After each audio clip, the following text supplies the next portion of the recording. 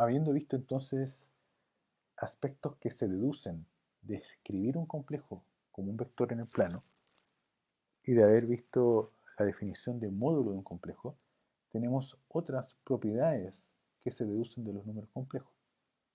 Por ejemplo, el módulo de un complejo va a ser igual siempre al módulo de su opuesto aditivo e igual también al módulo de su complejo conjugado e igual al módulo del opuesto aditivo del complejo conjugado.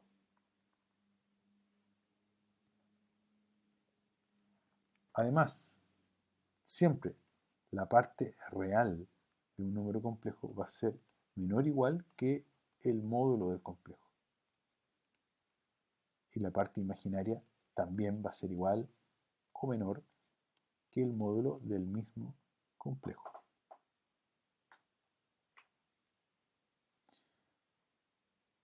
Otra propiedad igualmente importante de números complejos es que si el número complejo es igual a 0, es decir, al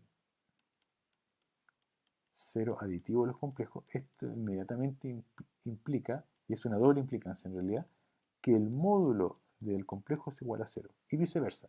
Si el módulo del complejo es igual a 0, estamos frente al complejo neutro aditivo. Otra propiedad importante que involucra al módulo del complejo es la siguiente. El cuadrado del módulo de un complejo siempre va a ser igual al producto entre el complejo y su complejo conjugado. Siempre. Eso también es una demostración que se puede llevar a cabo muy fácilmente. Otra propiedad, denominada desigualdad triangular, establece que el valor absoluto de la suma de dos complejos siempre va a ser menor o igual a la suma de los valores absolutos de los dos complejos por separado. Desigualdad triangular. Hablemos entonces ahora de la forma polar de un número complejo. La forma polar se refiere justamente a representar o describir un complejo a través del ángulo que forma con el eje de abscisa correspondiente a la parte real del complejo y el módulo. Veamos a qué me refiero con eso específicamente cuando menciono a la representación polar de un complejo. La representación polar, perdón. Escribimos entonces el plano de los números complejos y describimos un complejo cualquiera. Por ejemplo, aquí tengo un número complejo. Entonces, proyectándonos perpendicularmente hacia el eje de abscisas y proyectándonos perpendicularmente hacia el eje de ordenadas, vamos a obtener entonces que el complejo representado por el par ordenado A, B se puede descomponer en una componente real y una imaginaria, ¿cierto? Eso no tiene ninguna novedad. Justamente la componente real es A, la componente imaginaria es B, y ahora nos concentramos en el ángulo que forma este complejo con respecto al eje real. Ese es el ángulo θ. Y la longitud de este complejo o vector es la cantidad correspondiente a su módulo. Por lo tanto, esas dos cantidades, módulo y ángulo, se conectan a través de funciones trigonométricas. Se conectan con las componentes del par ordenado a través de expresiones trigonométricas. En otras palabras, coseno de θ igual a cateto adyacente a dividido por hipotenusa, valor absoluto de z. Y seno de θ es igual a el otro cateto, la componente b, dividido por el valor absoluto del mismo número complejo. Esto es lo que nos va a permitir llegar a deducir la denominada forma polar del complejo. ¿Y por qué? Porque ahora nos damos cuenta de lo siguiente. La componente A, dada esta definición trigonométrica, la componente A ahora se puede escribir simplemente como un producto entre el módulo del complejo y el coseno del ángulo que forma con el eje abscisa. Lo mismo sucede con la componente imaginaria. Va a ser igual a el módulo del complejo por el seno del ángulo. Y por lo tanto, nosotros ahora podemos deducir fácilmente que un número complejo, que en este caso es z en términos generales, igual a más bi, va a ser igual a z por coseno de teta más b, perdón, más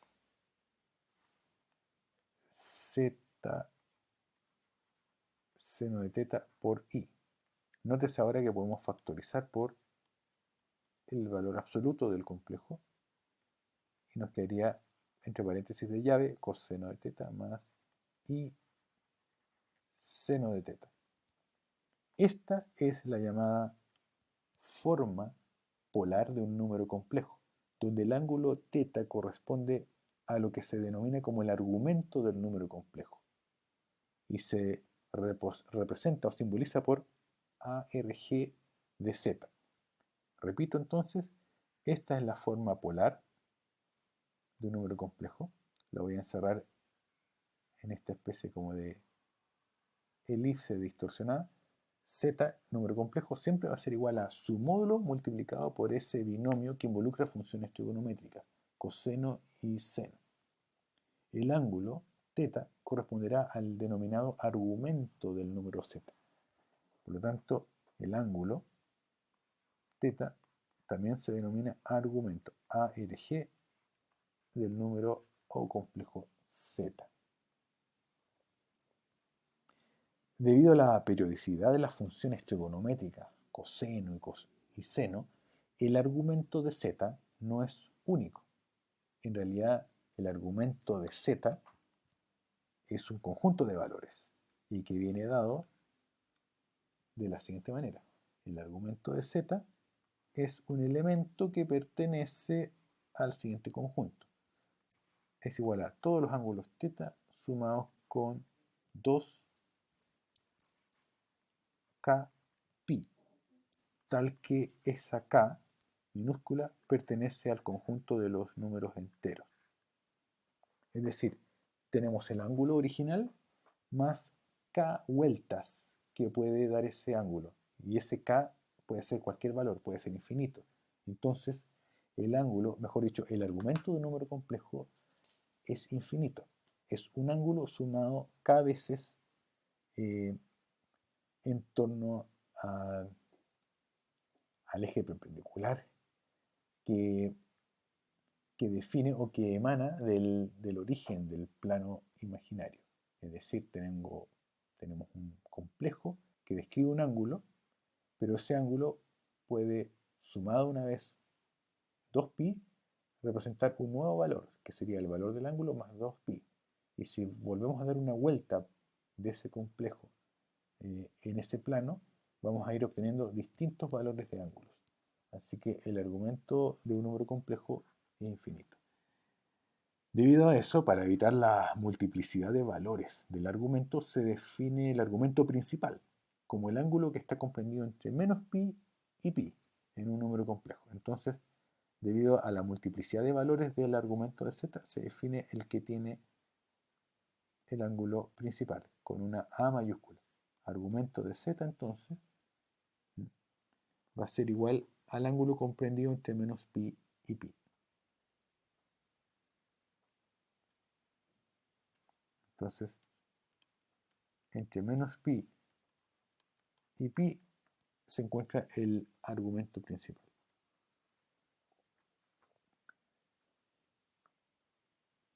Ahora, cuando tenemos un número complejo escrito de la forma polar, vamos a considerar la siguiente otra aplicación, o mejor dicho, propiedad. Sea f tal que del conjunto de los reales se pasa al conjunto de los complejos, es decir, desde x se pasa a un número complejo cualquiera representado por esta suma de funciones trigonométricas, coseno de x más y seno de x. Entonces vamos a notar que la aplicación denominada f no será otra cosa que una función de x, definida como e elevado a ix. Y e elevado a ix es justamente coseno de x más y seno de x. Esta función f tiene las siguientes propiedades, muy importante también de aquí en adelante tomar en cuenta. Propiedades de esta función f o aplicación. El conjugado de este número siempre será igual a e elevado a menos ix. Es decir, el conjugado va a ser igual al término e elevado a ix y todo eso elevado a menos 1. Menos 1. Otra propiedad que se desprende de función es que el módulo o valor absoluto de esta expresión es igual, siempre será igual a 1. Vamos a demostrarlo, ¿por qué? Para no dejarlo tan axiomático, es decir, como que haya que aceptarlo porque sí nomás. Siempre ustedes como buenos científicos deben cuestionarse la información que estén recibiendo y deben siempre tratar de exigir una demostración, pero más que exigir, ustedes mismos convencerse a través de la demostración adecuada de que estas expresiones son identidades matemáticas exactas, no aproximaciones o ideas caprichosas. Entonces estoy terminando de escribir las propiedades de esta función f. Ahí tenemos lo siguiente: e elevado a i teta siempre será igual a e elevado a i paréntesis teta más todas las vueltas que puede darse movimiento en el plano que puede experimentar este complejo, tal que k pertenece a los enteros. Y la última propiedad es que para todo valor de z, ¿cierto?, que pertenece al conjunto de los complejos, z va a ser igual a lo siguiente. Atención, a su módulo multiplicado por la función exponencial e elevado a i por el argumento de z, el argumento principal de z. Ya con esto pareciera que la expresión se complicó demasiado, pero simplemente para especificar la relación entre un número complejo y su forma polar.